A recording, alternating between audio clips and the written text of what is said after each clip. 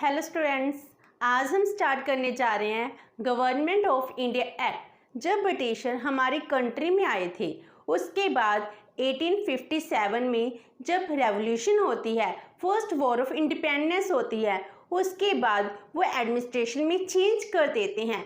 तो पहले 1858 का एक्ट आता है और उसके बाद आता है काउंसिल एक्ट 1861। तो हम करते हैं द इंडियन काउंसिल एक्ट 1861, जिसको गवर्नमेंट ऑफ इंडिया एक्ट 1861 भी कहा जाता है।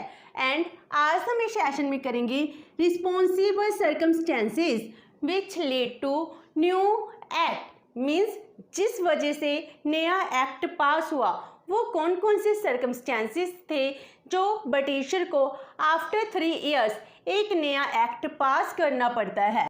तो circumstances which were responsible for passing of the government of India act 1861, और हम इसको कॉजेस भी कह सकते हैं कि इंडियन काउंसिल एक्ट है, इसको पास करने के क्या क्या कॉजेस रहे हैं। जो जे एक्ट हैं ये बहुत ही ज़्यादा इम्पोर्टेंट एक्ट है, क्योंकि इसके बाद हमको जो लेजिस्लेटिव असेंबली है इसमें पार्टिसिपेट करने का मौका मिलता है। ब्रिटिशर हमारे लिए रूल बना रहे थे, लेकिन जो लॉ बनाए जा रहे थे वो लॉ क्या थे, ब्रिटिशर के द्वारा ही बनाए जाते थे। लेकिन 1861 के एक्ट के थ्रू क्या होता है, जो इंडियन रिप्रेजेंटेशन है वो भी दी जाने लगी। उसके बाद जो रिप्रेजेंटेशन है आने वाले अनदर्स एक्ट हैं उनमें इंक्रीज होती गई। इस तरह जो इंडियन हिस्ट्री में बहुत ही इम्पोर्टेंट प्लेस रखता है। तो 1861 एक्ट के क्या क्या कॉजेस है हम पहले वो करते हैं। तो first one is no representation in legislative council. जो लेजिस्लेटिव काउंसिल है इसमें कोई भी इंडियंस को रिप्रेजेंटेशन नहीं दी गई थी। लेजिस्लेटिव काउंसिल क्या थी, जिसमें जो ब्रिटिशर हैं, ब्रिटिशर इंडिया के लिए लॉ बनाते थे। जैसे आज के टाइम में हम लेजिस्लेचर कहते हैं, लोकसभा कहते हैं, लाइक दिस वहाँ पर लेजिस्लेटिव काउंसिल थी जो इंडियंस के लिए लॉ बना रहे थे। लेकिन इंडिया के लिए लॉ बन रहे हैं जिसमें जो इंडियंस हैं, इंडियंस की ही कोई रिप्रेजेंटेशन नहीं थी, इसमें एक भी इंडियन नहीं था। So Britisher used to make laws for all Indians but no representation in law making process. तो इसीलिए जो ब्रिटिशर थे उनको नहीं पता था कि इंडियन की सर्कमस्टेंसेस कौन सी हैं, इनको किस टाइप के लॉ चाहिए। वो हमारे रिलीजियस मैटर्स में भी बहुत ज़्यादा इंटरफेरेंस कर रहे थे, सोशल इकोनॉमिक फैक्टर्स हैं उसमें चेंज ला रहे थे, जिस वजह से इंडियन ब्रिटिशर के अंगेंस्ट हो जाते हैं। एंड जो म्यूटिनी ऑफ 1857 होती है जिसको हम फर्स्ट वॉर ऑफ इंडिपेंडेंस कहते हैं, ऑल्दो इसमें इंडियंस की हार हुई थी, लेकिन फिर भी क्या था, इससे जो ब्रिटिशर थे ब्रिटिशर को ये पता चल गया था कि अगर हम चाहते हैं ये रिवोल्ट आगे से दोबारा ना हो तो जो लॉ मेकिंग प्रोसेस है इसमें इंडियंस को भी इंक्लूड करना पड़ेगा। इसीलिए क्या होता है 1857 में जो ब्रिटिशर हैं, ब्रिटिशर ने यही ऑब्जर्व किया, Indian reaction should be known while passing any law. इसीलिए वो खुद भी यही चाहते थे कि जो अब इंडियंस हैं, इंडियंस को भी लेजिस्लेटिव काउंसिल में प्लेस देनी पड़ेगी, इसमें रिप्रेजेंटेशन होनी चाहिए ताकि इंडियंस क्या चाहते हैं हमको पता चले। तो जो 57 में म्यूटिनी होती है इसमें यही तो था कि जो ब्रिटिशर ने लॉ बनाए थे इंडियन को एक्सेप्ट नहीं थे, लेकिन लैक ऑफ कम्युनिकेशन था जिस वजह से उनको यही नहीं पता चला कि जो लॉ है इंडियंस इसको एक्सेप्ट कर रहे हैं या नहीं कर रहे हैं, जिस वजह से ये रेवोल्यूशन होती है। तो इसीलिए एक काउंसिल में जो एक्ट था इसमें चेंज लाने की ज़रूरत थी। तो 1861 के एक्ट के थ्रू वो चेंज लाए जाते हैं जिसमें अब इंडियंस को भी क्या दिया जाएगी, रिप्रेजेंटेशन दी जाने लगेगी। And next one is lack of real touch between ruler and ruled, meaning जो रूलर हैं, रूलर कौन थे उस टाइम हमारी कंट्री में? ब्रिटिशर।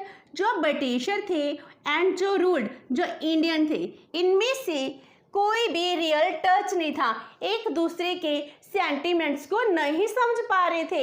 इंडियन के पास कोई भी प्लेटफॉर्म नहीं था जिस वजह से वो ब्रिटिशर को अपनी फीलिंग्स, अपने दुख हैं वो बता सके, वो ये समझा सके कि हमको कौन से लॉ चाहिए।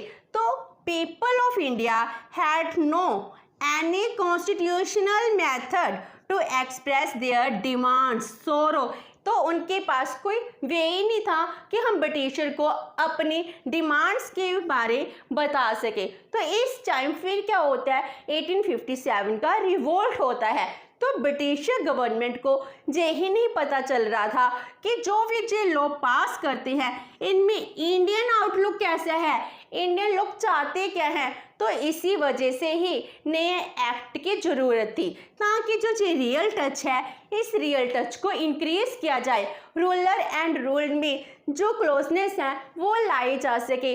जो रूलर है वो इंडियन लोगों की ज़रूरतों के अकॉर्डिंग ही लॉ बना सके। Next is defects in government of India act 1858, जो इससे पहले 1858 का एक्ट था जो पास किया गया था, इसमें बहुत ज़्यादा डिफेक्ट्स थे।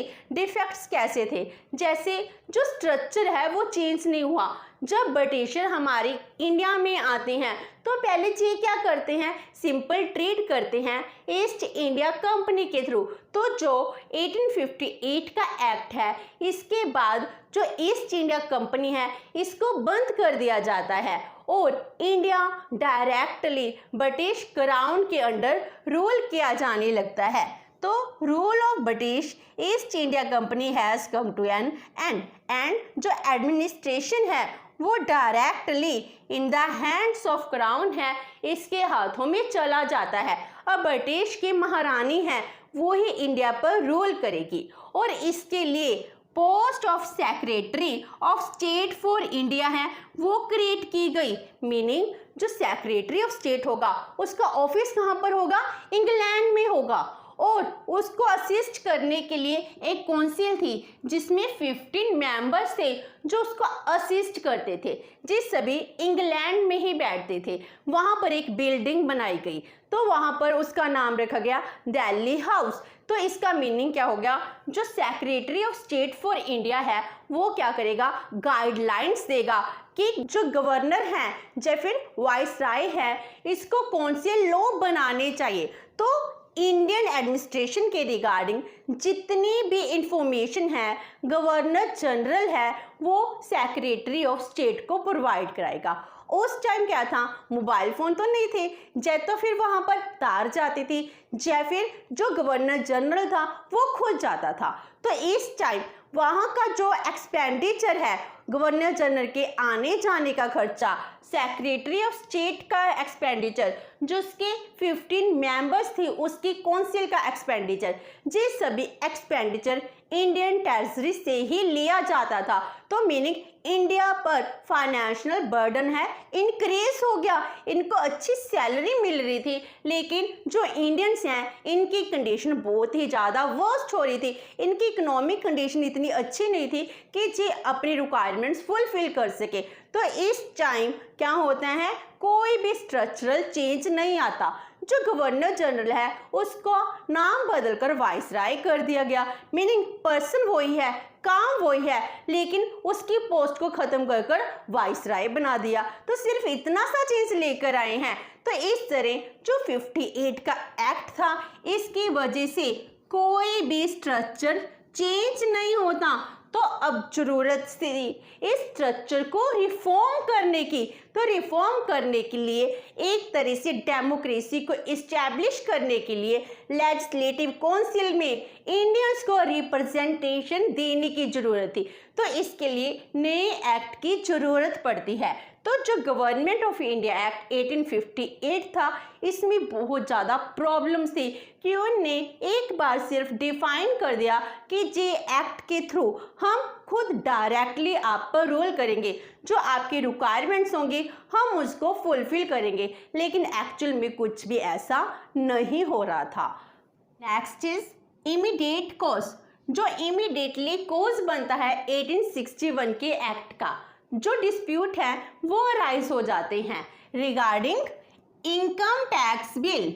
जे इनकम टैक्स रिगार्डिंग बिल जो डिस्प्यूट है जे किसके बिटवीन अराइज होता है, जो सुप्रीम गवर्नमेंट थी, मीनिंग जो ब्रिटिश की गवर्नमेंट थी पूरे इंडिया पर रूल कर रही थी, एंड जो गवर्नमेंट ऑफ मद्रास थी, इन दोनों में इनकम टैक्स के रिगार्डिंग जो डिस्प्यूट्स हैं अराइज हो जाते हैं। तो इस वजह से जो इनकी अथॉरिटी है, इनकी अथॉरिटी पावर्स फंक्शन है, इनको डिफाइन करने की ज़रूरत थी। तो डिफाइन कैसे करते, नया एक्ट लाना ही पड़ा, इसीलिए 1861 में इमीडिएटली नया एक्ट लाया जाता है जिसमें central government and provincial government है, इनकी अथॉरिटी को डिफाइन किया जाता है। Next is defects in the provincial legislation. जो प्रोविंशियल लेजिस्लेशन थी इसमें भी बहुत ज़्यादा प्रॉब्लम थी। प्रोविंसेस तो बना दिए गए, तो इसमें क्या होता था, जितने भी प्रोविंसेस हैं वो अपने अपने प्रोविंस से एक मेंबर है उसको सेंट्रल लेजिस्लेटिव असेंबली में भेजते थे। तो every province sent a member to central legislative assembly. वो किस लिए भेजते थे, ताकि जो हमारी प्रोविंसेस की रिक्वायरमेंट है वो सेंट्रल लेजिस्लेटिव असेंबली के पास पहुंच सके। तो अपने अपने प्रोविंसेस के कस्टम्स, नीड्स, रिक्वायरमेंट्स, ट्रेडिशन है, इनकी सभी की सभी इंफॉर्मेशन किसके पास जानी चाहिए, सेंट्रल लेजिस्लेटिव असेंबली के पास। इसीलिए हर एक प्रोविंस का मेंबर इसका मेंबर होता था, लेकिन जो इंफॉर्मेशन है वो इंफॉर्मेशन प्रोवाइड कराने में वो फेल रहता था, क्योंकि जो इंफॉर्मेशन वो दे रहा था उसके अकॉर्डिंग लोग नहीं बन पा रहे थे। जो मेंबर थे, मेंबर एक था, लेकिन उसको एक्चुअल में रियलिटी पता ही नहीं होती थी, लोगों की कस्टम क्या है, ट्रेडिशन क्या है, उनके रिलीजियस बिलीफ क्या है, सोशल बिलीफ्स क्या है, क्योंकि जो चीफ मेंबर होता था प्योर क्रीम क्लास होती थी जिसको रियलिटी टच का कुछ भी नहीं पता होता था।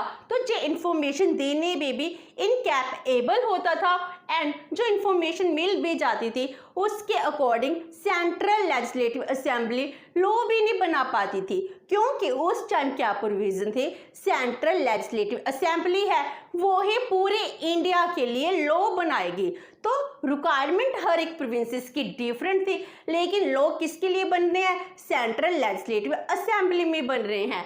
तो सेंट्रल लेजिस्लेटिव असेंबली के पास इतना टाइम ही नहीं होता था कि वो प्रोविंसेस की रिक्वायरमेंट के अकॉर्डिंग लॉ बना सके, इसीलिए लॉ बहुत जल्दी बना दिए जाते थे जो प्रोविंसेस की रिक्वायरमेंट के अकॉर्डिंग थे या नहीं थे। इसीलिए जो प्रोविंसेस थे वो सेंट्रल गवर्नमेंट के अंगेंस्ट हो जाते हैं, ब्रिटिशर के अंगेंस्ट हो जाते हैं। तो जो 1861 का एक्ट होता है, इस एक्ट के बाद जो लेजिस्लेटिव असेंबली हैं प्रोविंसेस में भी इस्टेब्लिश की जाती हैं। तो हर एक प्रोविंसेस है वो अपने लिए लेजिस्लेटिव असेंबली क्रिएट करता है, तो इसमें उस प्रोविंसेस के अकॉर्डिंग ही लॉ बनाए जाते हैं। इस तरह फेडरल स्ट्रक्चर है वो स्टार्ट होता है इंडिया में। आज के टाइम अगर फेडरल स्ट्रक्चर है, जो कुछ भी लॉ बने हैं वो कहीं ना कहीं हमारी हिस्ट्री से ही आती हैं। 1861 में हमको रियलाइज होता है कि इंडिया में फेडरल स्ट्रक्चर चलेगा। जो इंग्लैंड है, इंग्लैंड में यूनिटरी सिस्टम है, लेकिन हमारे यहाँ यूनिटरी सिस्टम वर्क ही नहीं कर रहा था, इसीलिए फेडरल स्ट्रक्चर को सेटअप करना पड़ा। तो हमारी रिक्वायरमेंट थी, तो फेडरल स्ट्रक्चर 1861 में स्टार्ट हो जाता है। Next is powers of the legislative council. जो लेजिस्लेटिव काउंसिल है इसके पावर्स, तो गवर्नर जनरल जो 1857 से होता था, 1858 के एक्ट के बाद उसको वाइसराय कहा जाने लगा। तो उसकी जो लॉ मेकिंग काउंसिल थी, इस काउंसिल के पावर्स क्या हैं किसी को नहीं पता था।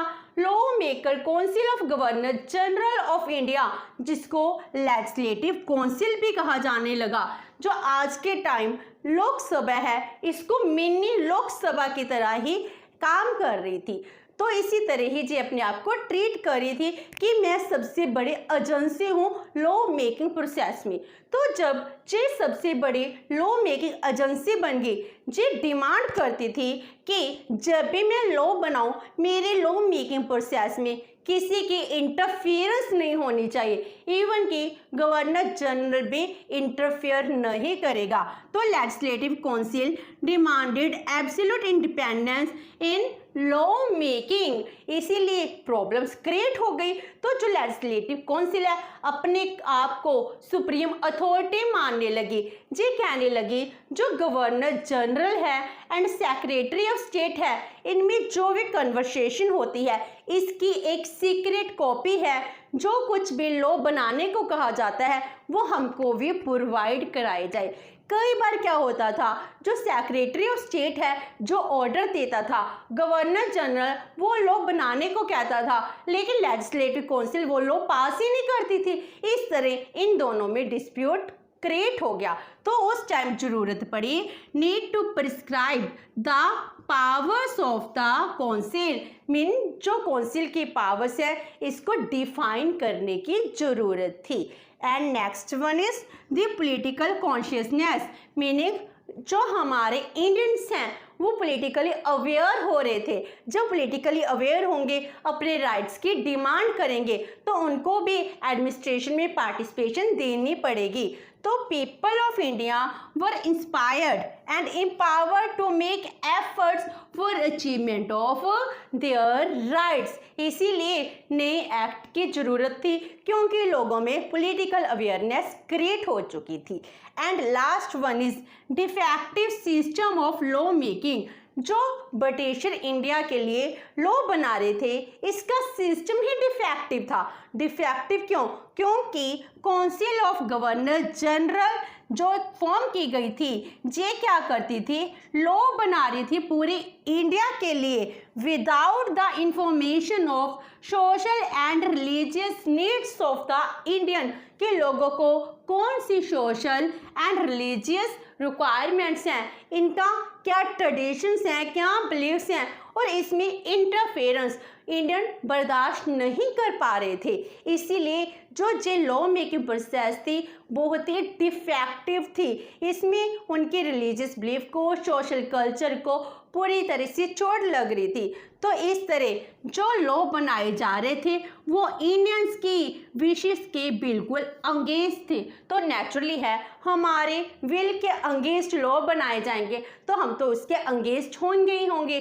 तो लोगों को शांत करने के लिए ज़रूरत क्या थी, एक नई एक्ट लाने की। तो 1861 का एक्ट इन्हीं सर्कमस्टेंसेस के बीच पास होता है। तो उसकी मेन प्रोविजंस क्या हैं वो हम अपने नेक्स्ट सेशन में करेंगे। होप से कि आपको ये सेशन अच्छा लगा होगा। अगर आपकी कोई क्वेरी है तो post it in the comment box, and video अच्छी लगी तो please like and share with your friends. Thank you so much and have a nice day.